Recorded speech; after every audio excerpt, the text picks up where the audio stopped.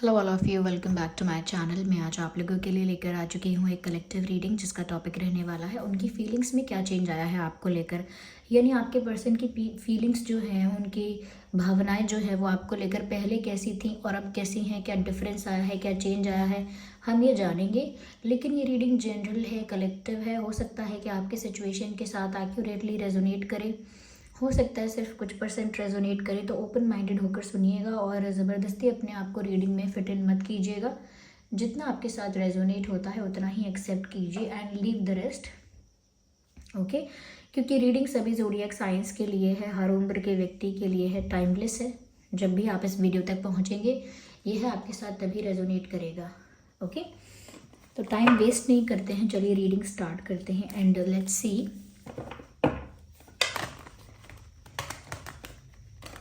Okay. Well, I'm very bad in doing this. Wait a second. तो देखते हैं viewers यहाँ पे कि उनकी फीलिंग्स में क्या चेंज आया है। पहले उनकी फीलिंग्स क्या थी आपको लेकर और अब उनकी फीलिंग्स क्या हैं। Okay, so we have Queen of Swords and then we have Four of Swords. और उनकी फीलिंग्स क्या हैं आपको लेकर के।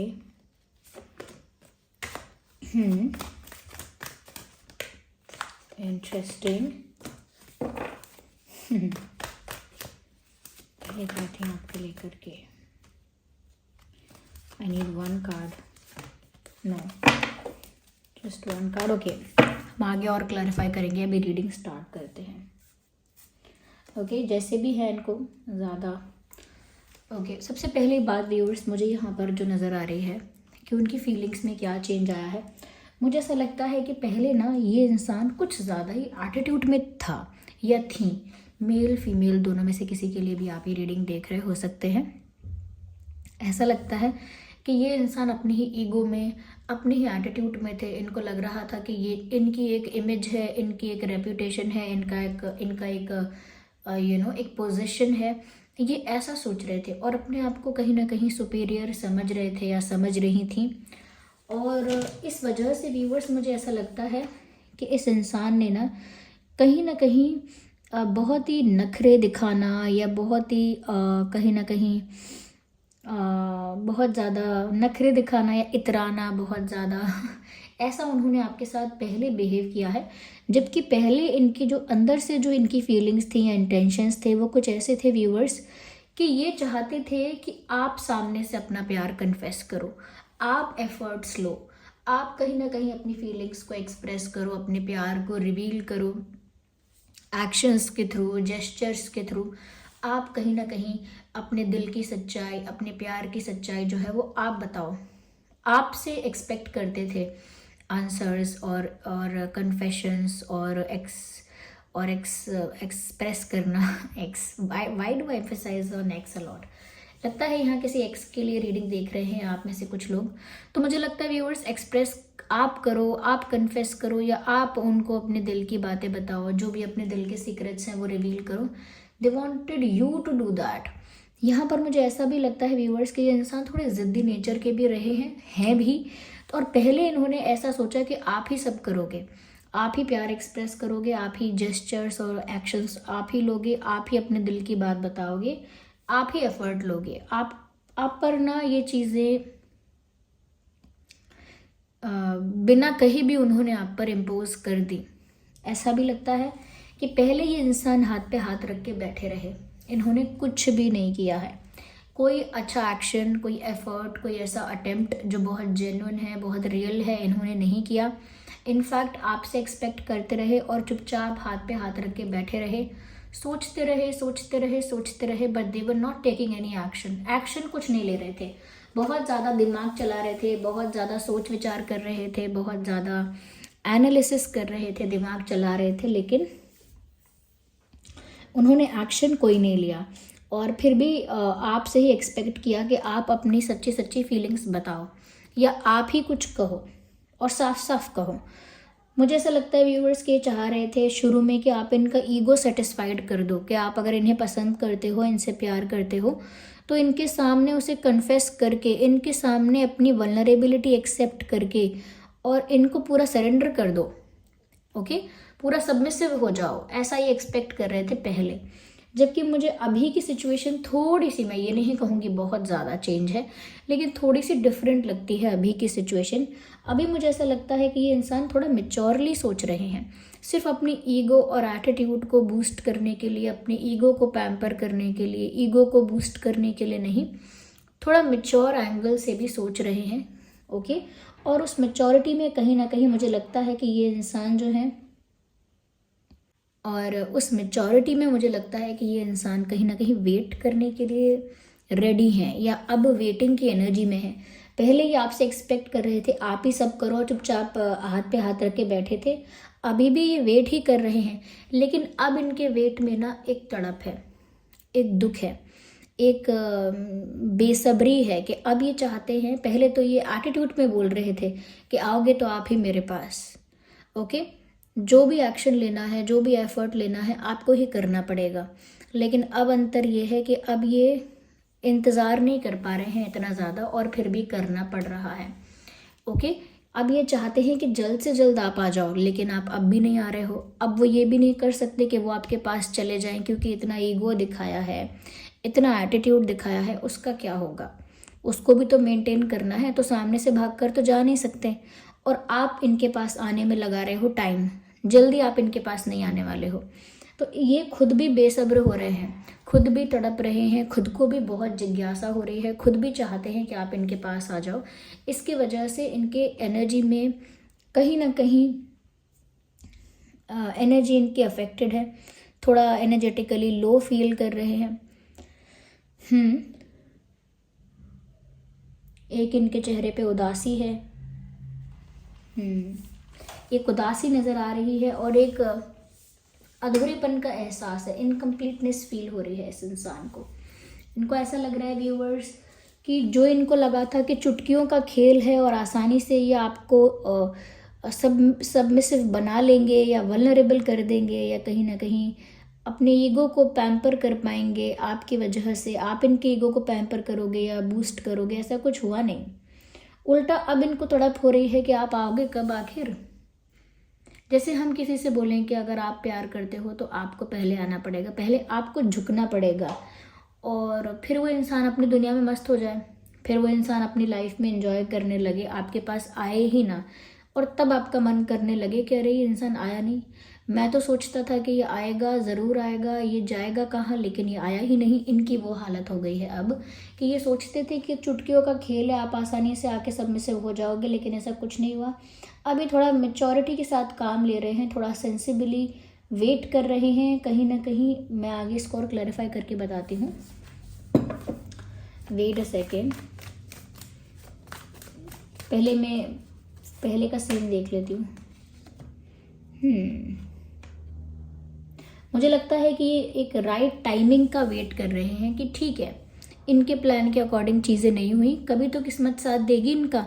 तो चुपचाप, चाहे इंतज़ार नहीं हो रहा है, तड़प हो रही है, जिज्ञासा बनी हुई है, एक क्यूरियोसिटी है, उसके बाद भी ये इंसान अपनी किस्मत पर थोड़ा फेथ रख के बैठे हुए हैं कि डेस्टिनी में कभी ना कभी तो वो टाइम आ ही जाएगा। तो ये चेंज है इनके अंदर कि पहले ये इंसान डेस्टिनी के भरोसे नहीं थे, पहले ये ऐसा ही सोच रहे थे कि जो ये सोचते हैं वही होगा, जो ये प्लान करते हैं वही होगा, जो इन्होंने डिसाइड किया है वही होना चाहिए। पर अब फैक्टर आ गया डेस्टिनी का कि डेस्टिनी में होगा तो ज़रूर हो जाएगा। तो एक कहीं ना कहीं एक कदम आगे बढ़ा है इनका ईगो टूटने की तरफ, इनका घमंड टूटे उस तरफ एक कदम, एक स्टेप आगे बढ़ा है कि इस इंसान का जो ईगो है वो ब्रेक होना चाहिए। और उसके लिए फर्स्ट स्टेप है ये कि अब ये डेस्टिनी को भी शामिल कर रहे हैं अपनी सोच में कि मुझे पेशेंस ही रखना होगा, ये इंसान आएगा जब सही समय होगा, जब भाग्य में लिखा होगा। ज़्यादा उतावला या इम्पेशेंट होकर मैं कुछ नहीं कर पाऊंगा या कुछ नहीं कर पाऊंगी, ऐसे करके अपने मन को समझा रहे हैं। और पहले क्या कर रहे थे,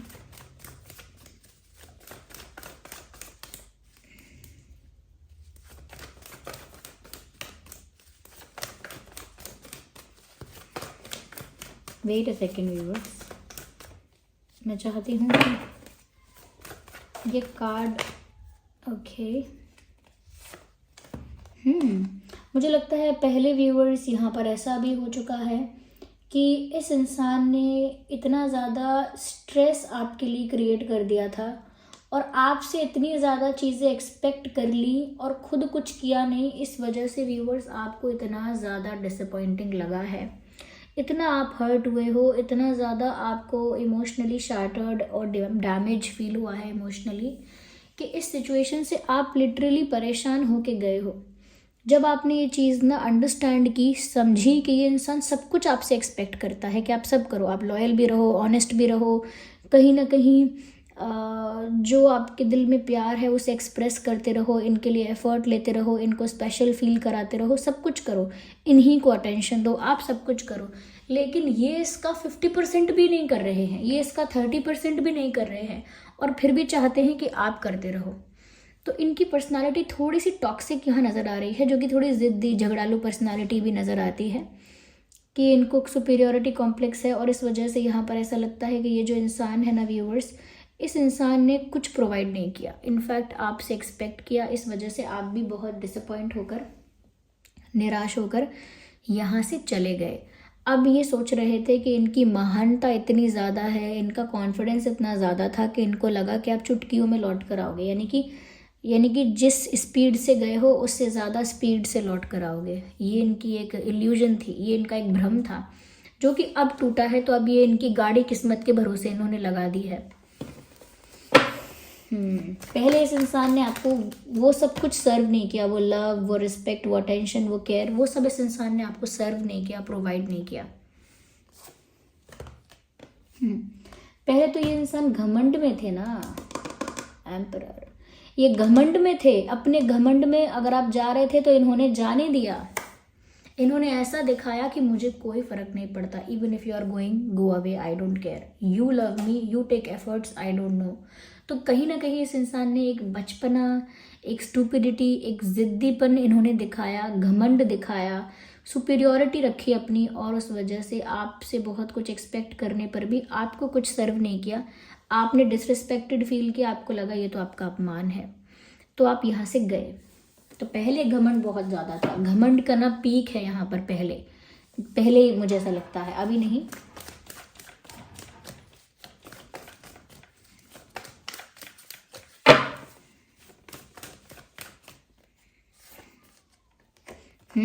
अब आया ना ऊंट पहाड़ के नीचे ऐसा लगता है कि अब किस्मत भी याद आ गई है और कहीं ना कहीं अब इम्पेशेंट भी है ये इंसान, क्यूरियस भी है और अब अकेला है।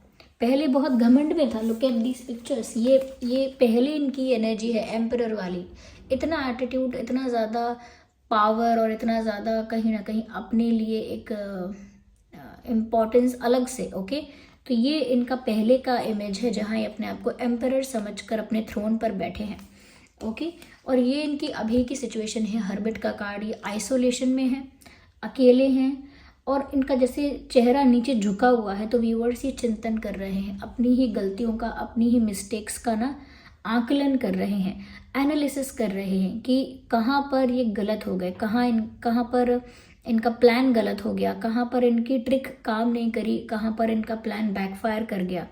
तो ये चिंतन कर रहे हैं और निराश हैं और अकेले हैं ऐसा लगता है, और आइसोलेशन में सोच रहे हैं,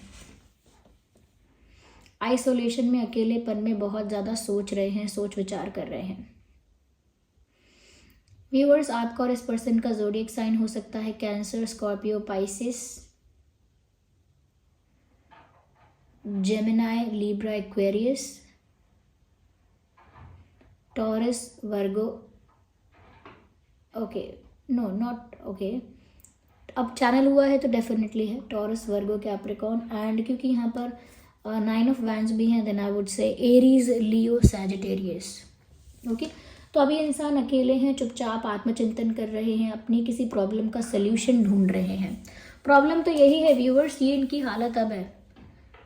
ओके, जैसे कहीं लटके हुए हैं ये, और वहाँ से लटके हुए हैं, वहाँ से पार नहीं लग पा रहे हैं, वो जो सोच रहे थे वैसा हो नहीं पा रहा है। अब अधूरेपन में आधे अधूरे लटके हुए हैं ऐसा लगता है, और उदासी है और फ्रस्ट्रेशन भी है, अकेले भी पड़ चुके हैं, लेकिन अभी घमंड नहीं दिखा सकते। ओके, अभी बचपना नहीं दिखा सकते। ये जो बचपना इन्होंने दिखाया था, ये जो घमंड एटीट्यूड दिखाया था, वो आप कंटिन्यू नहीं कर सकते। इसीलिए आप कहीं ना कहीं अपने आप को समझदार दिखा रहे हैं, इंटेलिजेंट दिखा रहे हैं, मैच्योर दिखा रहे हैं, और ये दिखा रहे हैं कि मैं कितना काम हूँ, कितना शांत हूँ, कितनी शांत हूँ, जबकि अंदर हलबल है, हलचल जबकि अंदर इनके दिमाग में हलचल है, खलबली है, क्योंकि ये इम्पेशेंस यहाँ पर दिख रहा है साफ साफ। जबकि ये इंसान चुप है, साइलेंस है इस इंसान की तरफ, लेकिन मन में एक भूचाल आया हुआ है। अकेलेपन में एनालिसिस करने के बाद सॉल्यूशंस ढूंढना, कोई रास्ता निकालना, लेकिन कोई रास्ता नहीं निकलने वाला। ये इंसान किस्मत के भरोसे बैठे हैं कि किस्मत में वो टाइम लिखा होगा, जब हम मिलने वाले होंगे तब मिल जाएंगे, अगर ऐसा लिखा होगा तो। पर पहले इनको कॉन्फिडेंस था कि जो ये प्लान कर रहे हैं वही होगा, पहले इनको ये कॉन्फिडेंस था, इसीलिए ये हाथ पे हाथ रख के बैठे रहे। दे वर नॉट डूइंग एनीथिंग, और आप चले भी गए इनकी लाइफ से, तब भी पहले इन्होंने आपको रोकने की कोशिश नहीं की, कुछ सर्व नहीं किया, और जो रिस्पेक्ट आप डिज़र्व करते थे वो रिस्पेक्ट आपको सर्व नहीं किया। इस वजह से आज ये इंसान अकेले हैं, निराश हैं, और प्रॉब्लम्स का सल्यूशन ढूंढ रहे हैं। ओके, यस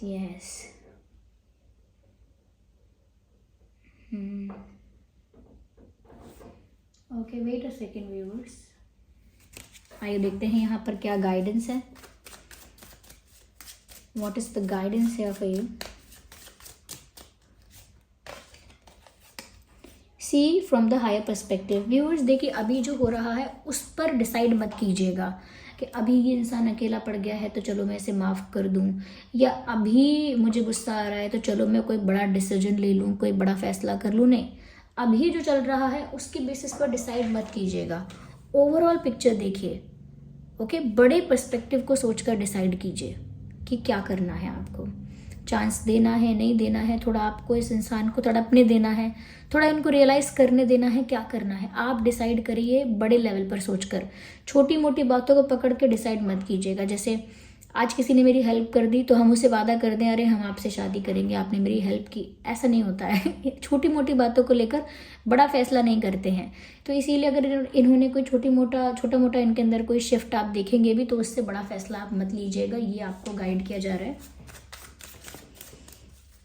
जैसे किसी इंसान ने बहुत बड़ी गलती की और एक गुलाब का फूल ला के दे दिया, तो क्या वो हो जाएगा, इक्वल हो गया? ऐसा नहीं होता है। ये 2 कार्ड थे इसलिए मैंने वापस रख दिए, 2 कार्ड्स कंसिडर नहीं कर रही हूँ। Vice one, grow with in your current situation. ऐसा मत सोचिए व्यूअर्स कि जिस सिचुएशन में आप अभी हैं वहाँ से कुछ नहीं हो सकता, वहाँ आपके लिए कोई रास्ता नहीं है, कोई ग्रोथ नहीं है। यहाँ से भी आप जो डायरेक्शन चूज करेंगे आपको ग्रोथ ही मिलेगी, क्योंकि आप फेयर रहे हैं तो आप डिजर्व करते हैं आगे बढ़ना। इसीलिए इस सिचुएशन से भी जिस दिशा में आप जाएंगे, जैसे किसी पॉइंट पर आप खड़े हैं, राइट जाएंगे, लेफ्ट जाएंगे, जिस भी दिशा में आप जाएंगे वहाँ ग्रोथ आपको मिलेगी ही मिलेगी, और उसी सिचुएशन में आप ग्रो करेंगे। ओके,